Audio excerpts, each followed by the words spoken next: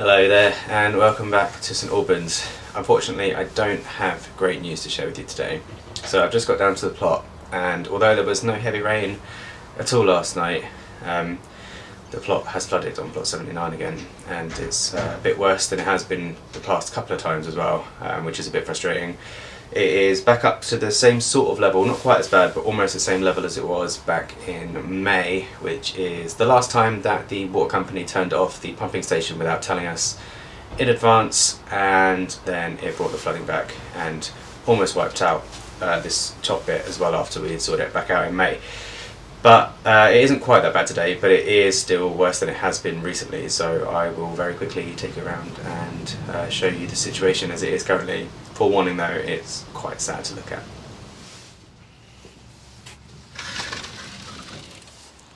Here we go. So the flooding now has got back up to the hill. It's above most of the raised beds there as well. There are little corners sticking out where it's not quite level, but you can see that it is up to the hill, and it actually shows you how useful this hill is for us actually. So normally it's a bit of a problem to try and grow stuff in, but when it kind of keeps the flooding at bay, I'm quite happy to have it. So up in May it got up to about here again, so we're not far off it, but hopefully it won't get any worse. But this just came up overnight without any warning whatsoever, which is really frustrating, because we had no chance to come down and try and save anything. So I'm probably gonna have to move the chairs again. The onions I don't know if there's much we can do about, and then the garlic is in here, so I'll take you in. Any wood as well that is on the plot is now liable to just float about. So there was a wheelbarrow here which I've already moved and taken the soil out of, that we were waiting to use in the greenhouse as a mulch. This is where the garlic is. So if the water goes down tomorrow, obviously this won't be a problem, but given how bad it is and how quickly it came up, I'm not confident that it will go down tomorrow. So instead, I think we're going to try and save some stuff. So the only things that I really want to worry about saving here, because we have more garlic that we can plant, plus we have some backups that are in there which I'm going to save as well in modules. The only thing I want to save is the elephant garlic, which is in this row here, just because it's out of stock where I got it, and it's also very expensive. It's about £8 for 5 cloves, so I'd quite like to save that if possible. This windbreak, I'm just going to take it down. I was going to leave it up so that I could sow some more broad beans, but there's no, so I trimmed back most of the broad beans in here because they got battered again. So the next plan was just to put some more in here, but if we're not going to bother for now because it's flooded, I'm just going to take this windbreak down. I don't really need to worry too much about anything here. It's just lettuces and stuff and the chrysanthemums, which are over anyway. The strawberries are raised up, so unless the water gets really high again, I don't think we need to worry about those. Plus we have some backups in the greenhouse. I'm very, very worried about this jasmine. This is now its third flood since being planted, so I'm tempted to dig that up as well. Maybe not today, but I might dig that back up because it doesn't really, I don't think it's going to work very well there. And then we have the seating area. So I've already put some weights in here, so there's some bricks there, and then these watering cans are full of water, and then it's just weighing down the flooring, which you can see has started to come up again. Because it gets air pockets underneath it, it makes it rise up, and then everything that's on it then gets lifted up as well. So the bench was lifted up. This the tea making station was all leaning backwards and stuff. So you can see this is just hollow underneath, and all the air gets caught in there and it rises up. So we're definitely going to need something better than that. The good news is that my mum has suggested that we use some of the bricks that she's got laying about at her house as a floor, which is great. The problem is she lives quite far away and our car's not very big, so we're going to have to hire a van to get that. But that is a job for another day. And then in the greenhouse, so you can see, so last time it flooded, it didn't get this far. It flooded a little bit in this greenhouse, but kind of only in the corner. But you can see now the whole thing is flooded in here. So if I step inside, you can see it's reasonably deep here. So I'm going to save the strawberries, save all of these backup plants, put them back in the other greenhouse, all the vermiculite and stuff. These can probably stay up there on this crappy bit of staging. I'll save the modules there, and then obviously move all of this stuff as well. And I've also opened up the vents. That's an auto vent, so I can't really open that one, but I've opened that vent and that vent, and I'll leave the door open today as well, ready for the storm that we're about to have, and actually we're starting to have now. It's just suddenly got a lot windier since I started filming this. Although I have a wind muff on the mic, so hopefully today you can't hear it too much. So you can see it's kind of just above the raised beds. What's also very frustrating is that they've just been taking down some of the dead trees. So there was a tree just over there behind the seating area on, see where that playhouse thing is? Just next to that there was a massive dead tree, and then there was also one on the other side of the plot as well. They've just taken those down and they've created a whole bunch of wood chip there, which we really needed to tidy up the plot after the last time it flooded. But now we can't use it. So maybe we'll take some and store it again at the end there in the hope that it doesn't flood any worse, because it's not fair that we have the worst looking plot because it floods, but then we can't use the wood chip that gets delivered because it's flooded. And you can see it's come all the way up to where the hill starts at the compost bins, so just here it starts to kind of go up again, the gradient goes up a bit, but you can see there it's flooded all the way into this channel here. This bit's not so bad, but you can see our plot neighbours there, they have also been flooded. They've taken most of their stuff out, they've only got sprouts left, but it's still annoying. They've just dug it over and it looked really nice, they've weeded it and everything. All we can hope really is that it doesn't get any worse and that it goes down nice and quickly, and then everything will be fine.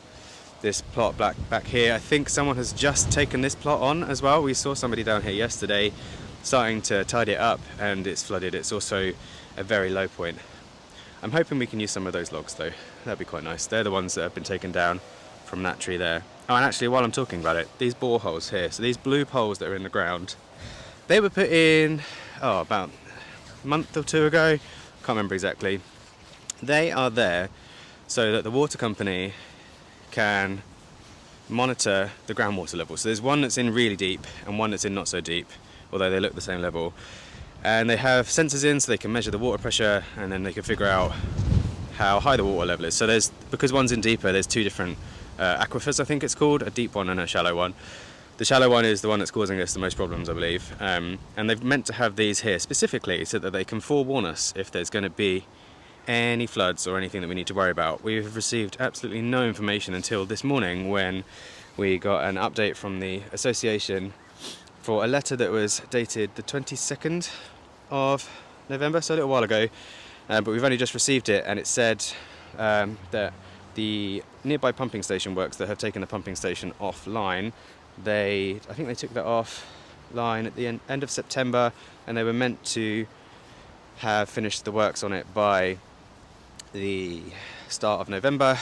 We've only just received a letter dated the 22nd to say that the works are now going to continue until January, and then lo and behold, suddenly we have this major flood that's happened overnight again with absolutely no forewarning, so we couldn't come down and save anything. And you can probably hear in my voice that I'm a bit annoyed because this just keeps happening, and some of it, I understand that the pumping station needs maintenance, and I understand that we're on a floodplain, but there are now tools that can help people tell us if it's going to flood so that we can come down and save some of our plants, or maybe not waste our time putting stuff in the ground or that kind of thing. And yet we receive very little information, and when we do it's late, so it's really frustrating. I guess we'll just have to see what happens. This is a good test to see if beetroot can handle being flooded. Last time we took it out pretty quickly, but this time we've left it in. The last two floods it was okay, and it seemed to bounce back quite well, so hopefully this time it will be fine. The Chimidarappa there has been completely eaten. So one good thing about floods, if there is one good thing about floods, is that it kills loads of slugs. So you can when it floods like this, all of the slugs try and rush to a place that's dry. So for example, just here where the Chimidarappa is, you can see there's a little bit of raised soil, and that means that a lot of the slugs will have gone there, and then they've got hungry, so they've eaten all the Chimidarappa. I've just found some on some bricks and stuff that were poking out of the water, so they're desperately trying to save themselves. And when it flooded really bad at the end of last year, when the whole site flooded, obviously that killed off almost every slug, at least nearby plot 79 as well. Plot 77's over there, that's why I said plot 77, because I'm looking at it. So it killed off all the slugs nearby, and we actually had very little slug problems this year. We had to use not that many slug pellets, and most of our crops were fine. So this will do some job at least to kill off some of the slugs again, but most of them will have just vacated into the nearby slightly higher raised up abandoned plots, into the long grasses and stuff, until the flooding goes. But yeah, frustrating. Hopefully though it doesn't get up any further than this, so hopefully it only gets this far, and we can also cross our fingers and hope that it goes down nice and quickly. But now I'm just going to spend a little bit of time saving stuff and moving stuff once again out of the floods.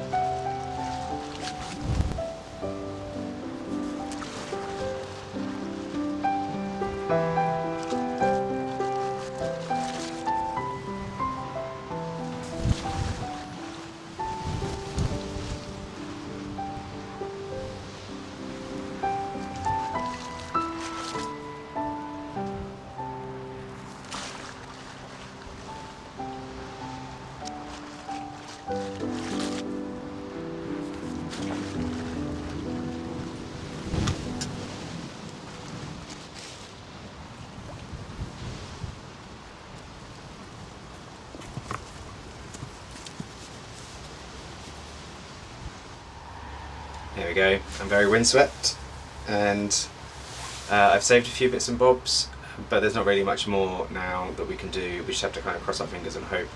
The storm tonight will hopefully not bring too much rain. If it does, I have a feeling we're going to come back down to much worse tomorrow, or at least Sunday, depending on how long it takes to come up. But heavy rain mixed with the pumping station being turned offline is not a good combination for plot 79.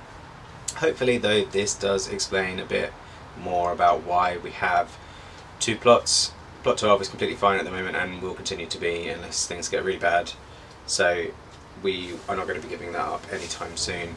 And we have been talking about the future of what plot 79 means for us, and I think we are probably still going to keep it. Obviously when it's not flooded it is the better of the two plots. It's got much more space, it gets more light, and it's just had more work done to it. We've just put a lot more love into it.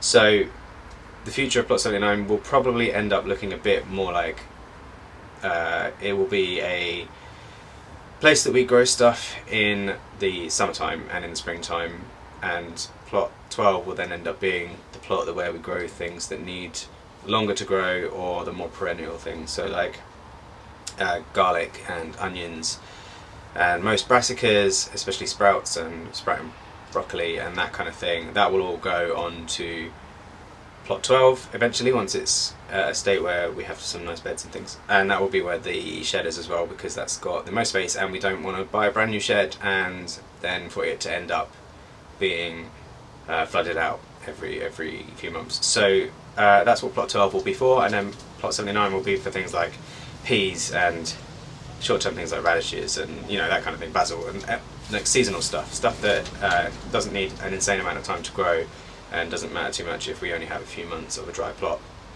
But I think that is it for today's video. Sorry about the little rant there in the middle, but it is quite frustrating to be lumped with this when there is, like I say, the information out there. It's just not being given to us at the right times. But that's it for today, and hopefully I'll see you again in the next video. But until then, from me, Sergio and Poppy, take the best of care, and I'll see you again soon. And hopefully this greenhouse isn't going to explode while I sit in it. It's so windy. See ya.